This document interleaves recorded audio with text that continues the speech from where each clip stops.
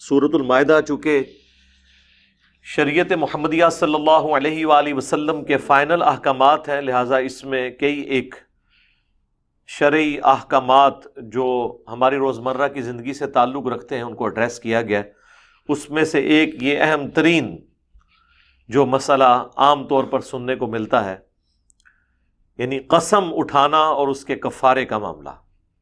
اکثر آپ یہ معاشرے میں سنتے ہیں، اکثر لوگ شادی شدہ ان کو تو عادت پڑی ہوئی ہے، وہ قسم کھا لیتے ہیں کہ اپنی بیوی کو کہتے ہیں اگر تو اپنے میکے گئی تو تجھے میری طرف سے 3 طلاق یا تو فارغ ہے۔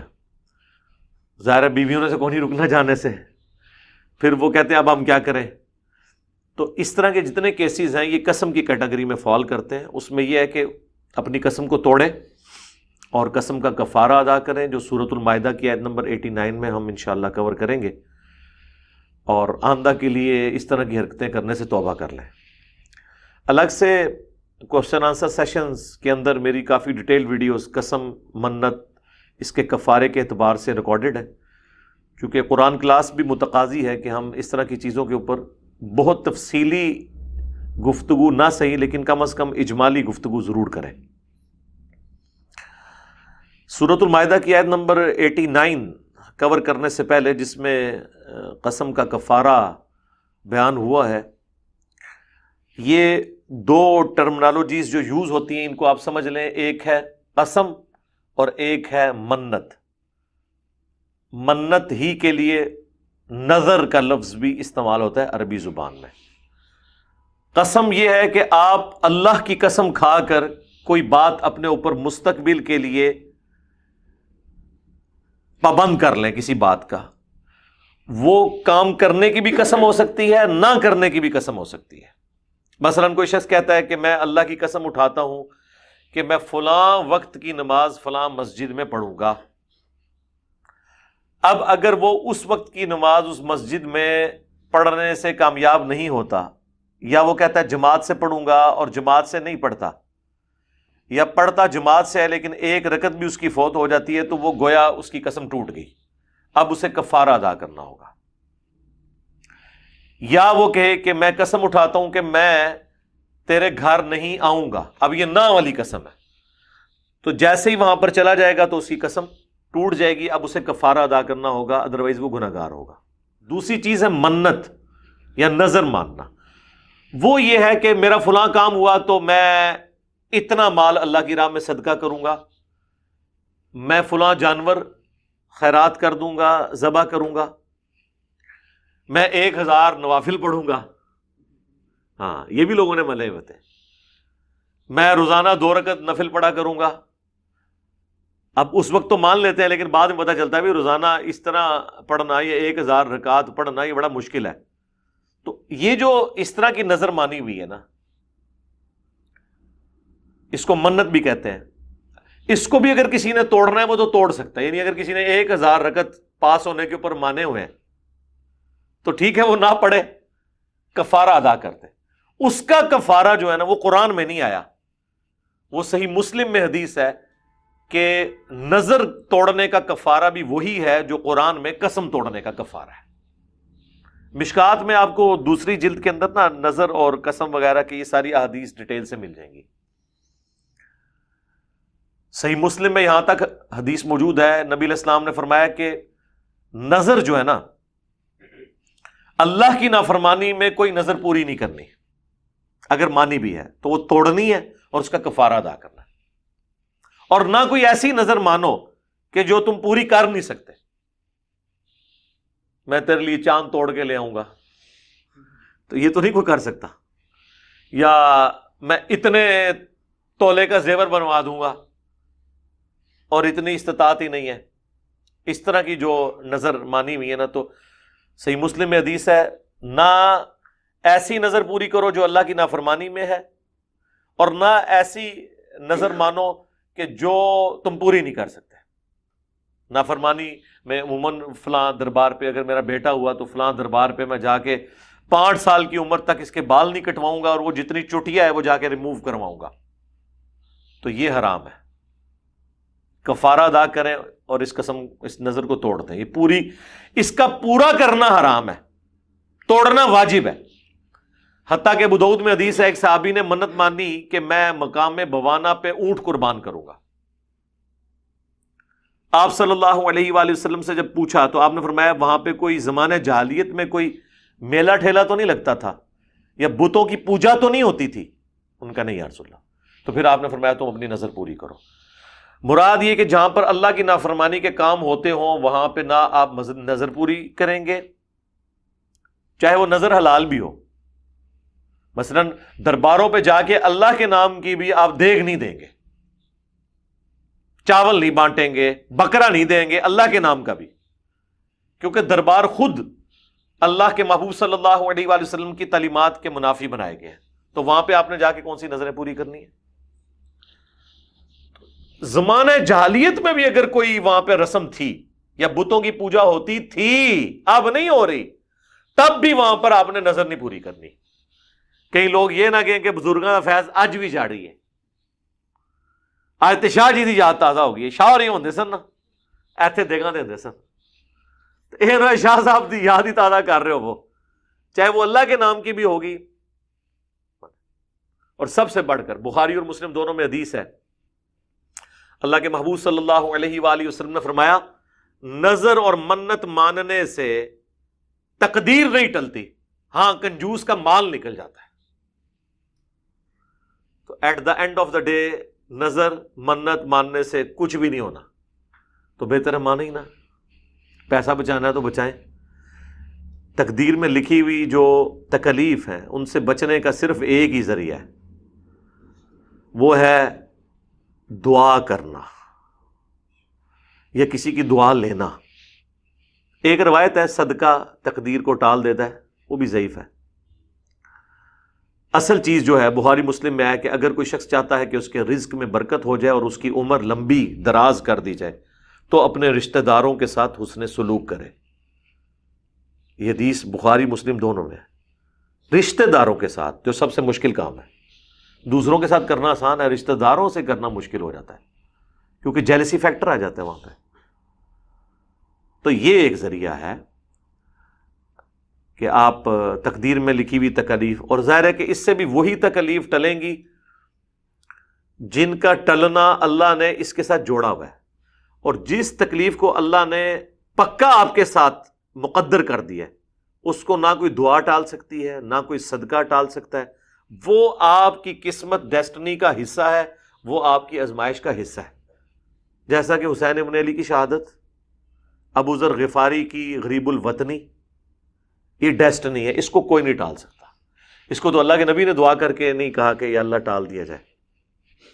یہ وہ آزمائشیں جو وَلَنَبْلُوَنَّكُمْ بِشَيْءٍ مِّنَ الْخَوْفِ وَالْجُوعِ وَنَقْصٍ مِّنَ الْأَمْوَالِ وَالْأَنفُسِ وَالثَّمَرَاتِ کے تحت ہے. اب قسم کی طرف واپس آ جائیں. قسم کا کفارہ بھی وہی ہے جو اس میں سورۃ المائدہ کی آیت نمبر 89 میں آ رہا ہے، اور نظر توڑنے کا بھی، قسم توڑنے کا بھی. قسم کے بارے میں بخاری مسلم میں حدیث ہے، اللہ کے محبوب صلی اللہ علیہ وآلہ وسلم نے فرمایا کہ بعض اوقات میں کسی معاملے میں قسم کھا لیتا ہوں کہ فلاں شخص کو مال غنیمت میں مال نہیں دوں گا، بعد میں مجھے احساس ہوتا ہے کہ نہیں یار میں نے غلط قسم کھائی ہے، یا وہ حقدار ہے، یا وقتی غصہ تھا، میں اپنا قسم کو توڑ کے اس کا کفارہ ادا کر دوں گا اور میں اسے وہ مال دے دوں گا. اور حضور ایسے کرتے تھے. تو قسم توڑنا ضرورت پڑنے پر یہ سنت ہے. بخاری مسلم میں حدیث ہے، اللہ کے محبوب صلی اللہ علیہ وآلہ وسلم نے فرمایا اپنے آباء و اجداد کی قسمیں نہ کھاؤ، ماں باپ کی قسمیں نہ کھاؤ. قسم کھانی ہے تو صرف اللہ کی کھاؤ یا خاموش رہو. تو اگر کوئی شخص غیر اللہ کی قسم کھائے گا نا، وہ قسم اسٹیبلش ہی نہیں ہوگی. اکثر کہتے ہیں نا منو میری ماں دی قسم، منو میرے بچیاں دی قسم، تو سمجھ لیں وہ قسم ہے ہی کوئی نہیں ہے، وہ ہے بھی جھوٹا ہے قسم پہ کھانا جائے، وہ قسم دکھا ہی کوئی نہیں رہ رہا. ٹھیک ہے نا، وہ قسم نہیں ہوگی. جامعہ ترمذی میں حدیث ہے کہ جس نے غیر اللہ کے نام کی قسم کھائی اس نے شرک کیا. یہ وہ شرک جلی نہیں لیکن چھوٹے والا شرک ہے. جس طرح کہ مسند احمد میں حدیث ہے جس نے دکھلاوے کے لیے روزہ رکھا شرک کیا، جس نے دکھلاوے کے لیے نماز پڑھی شرک کیا، جس نے دکھلاوے کے لیے صدقہ کیا اس نے شرک کیا، یعنی وہ چھوٹا شرک، ریاکاری، یہ بھی وہ والا۔ تو آپ کھا نہیں سکتے اس طرح کی قسم۔ کوئی شخص یہ قسم کھائے کہ جی میں نبی صلی اللہ علیہ وآلہ وسلم کی قسم بھی آپ نہیں کھا سکتے۔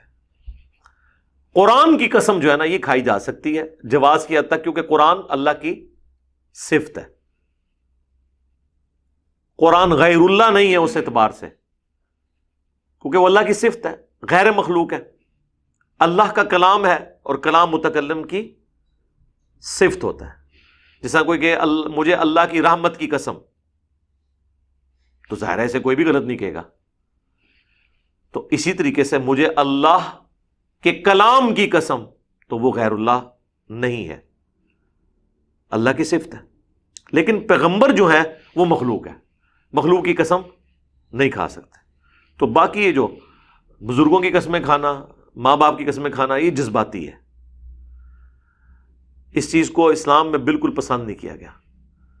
اور جب غیر اللہ کی قسم ہوگی تو وہ قسم اٹھانا تو گناہ ہے، وہ اسٹیبلش بھی نہیں ہوگی۔ اس طریقے سے بعض اوقات وہ لوگ کہتے ہیں کہ جی وہ قرآن پہ حلف دے دو، اور بعض لوگ کہتے ہیں نہیں جی نہیں، قرآن کو بیچ میں سے نکالو، جی قرآن اس لیے تو نازل نہیں ہوا۔ بے شک قرآن اس لیے نازل نہیں ہوا، تو قرآن اس لیے بھی تو نازل نہیں ہوا تھا کہ آپ پڑھ پڑھ کے لوگوں کو بخشیں اور قرآن پہ عمل نہ کریں، وہ بھی تو آپ کر رہے ہیں نا۔ تو جب کبھی اگر کوئی شخص کسی انصاف کے تقاضے کے طور پر آپ سے قرآن پہ ہاتھ رکھنا یا قرآن کی قسم اٹھانا یا قرآن کو سامنے رکھ کے بات کرنا ڈیمانڈ کرے، تو قرآن خود اسی لیے نازل ہوا ہے کہ انصاف کو قائم کیا جائے۔ اب اگر کوئی یہ شخص سمجھتا ہے کہ قرآن پہ ہاتھ رکھو گے تو میں تمہاری بات کا یقین کروں گا، تو یہ کوئی قرآن کی توہین نہیں ہے، وہ قرآن کی اور اللہ کی تعظیم ہی کر رہا ہے، اور اس کو یہ باتیں نہیں کرنی چاہیے، کیونکہ یہ اکثر اوقات جن لوگوں نے جھوٹ بولنا ہوتا ہے نا، وہ اس سے پھر پیچھے ہٹ جاتے ہیں۔ اچھا ان سے اللہ کی قسم اٹھوا لیں، وہ ہلکی اٹھا دیتے ہیں، لیکن قرآن پہ نہیں ہاتھ رکھتے، جی قرآن دی مار پوے گی، اللہ دی مار نہیں پوے گی۔ دیکھیں نا illogical باتیں، یعنی قرآن پہ ہاتھ رکھ کے جھوٹ نہیں بولتے، ویسے جھوٹ بول رہے ہیں، تو ویسے جو آپ جھوٹ بول رہے ہیں تو وہ اللہ تعالیٰ گواہ نہیں ہے آپ کے جھوٹ کے اوپر،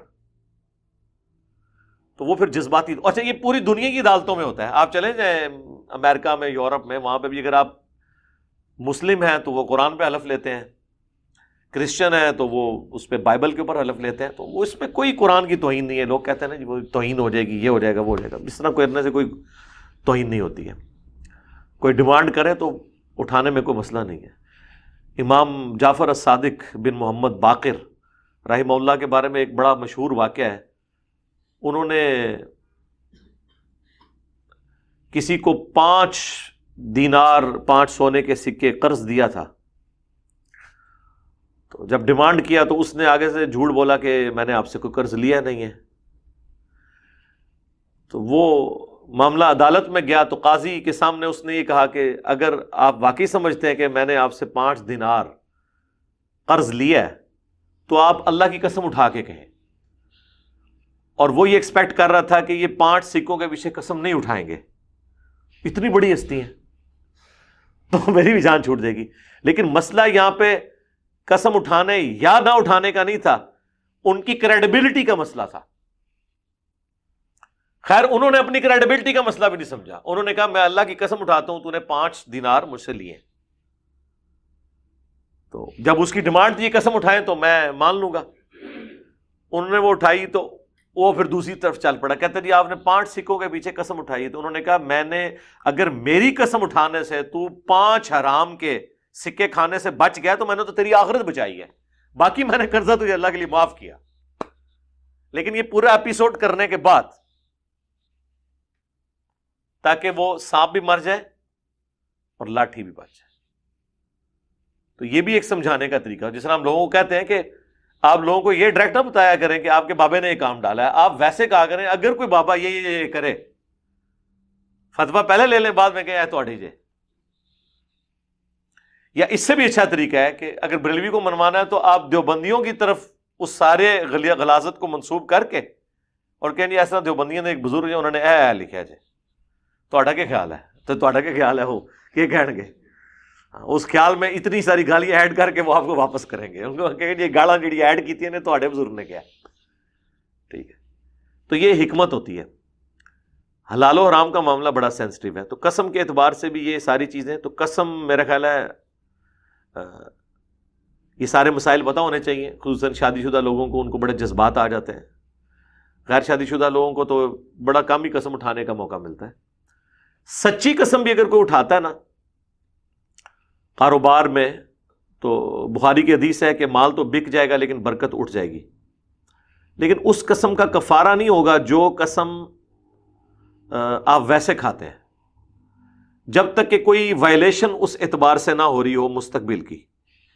مثلا کوئی شخص کہتا ہے نا کہ اللہ کی قسم مجھے یہ چیز اتنی خرید پڑی ہے، تو اس نے کوئی مستقبل کے کسی واقعے کی طرف اپنے اوپر بائنڈنگ نہیں کی ہے، بلکہ اس نے ایک جھوٹ بولا ہے قسم اٹھا کر. تو اس کیس میں قسم کا کفارہ نہیں ہوگا، بلکہ یہ جھوٹ بولنا ہے جو اس سے بھی بڑا گناہ حرام ہے، اس پہ توبہ واجب ہوگی. قسم یہ ہوگا کہ کوئی شخص یہ کہ میں یوں کروں گا اور وہ اس کے الٹ کر دے، یا میں یوں نہیں کروں گا اور وہ کر گزرے. قسم کا بنیادی رول ہے مستقبل کے ساتھ. ماضی کے کسی قصے پہ کوئی کہتا ہے نا کہ اللہ کی قسم یہ ایکسیڈنٹ میں نے نہیں کیا تھا، اور وہ جھوٹ بول رہا ہے اسی نے کیا ہوا تھا، تو یہ قسم کوئی ہوئی نہیں ہے. یہ صرف اس نے اپنے جملے میں وزن پیدا کرنے کے لیے اللہ کا نام یوز کیا ہے، جو قسم توڑنے سے بھی بڑا گناہ ہے. اس نے اللہ کو بیچ میں ڈال کے جھوٹ بولا ہے، تو اس پہ توبہ کرے گا، کفارہ کوئی نہیں ہوگا. تو قسم مستقبل سے تعلق رکھتی ہے، یہ اس میں سب سے امپورٹنٹ نقطہ ہے. اب آ جائیں آپ قسم کے کفارے کی طرف. دیکھ لیں جی 25 منٹ گزر گئے ہیں، ابھی آیت شروع نہیں ہوئی. اعوذ باللہ من الشیطان الرجیم، بسم اللہ الرحمن الرحیم. لا یؤاخذکم اللہ باللغو فی ایمانکم. اللہ تعالیٰ تمہاری فضول قسم کی جو قسمیں ہیں ان پر تم سے پرسش نہیں کرے گا. یہ بات آپ نہیں سمجھ سکتے، عرب کے لوگ سمجھ سکتے ہیں.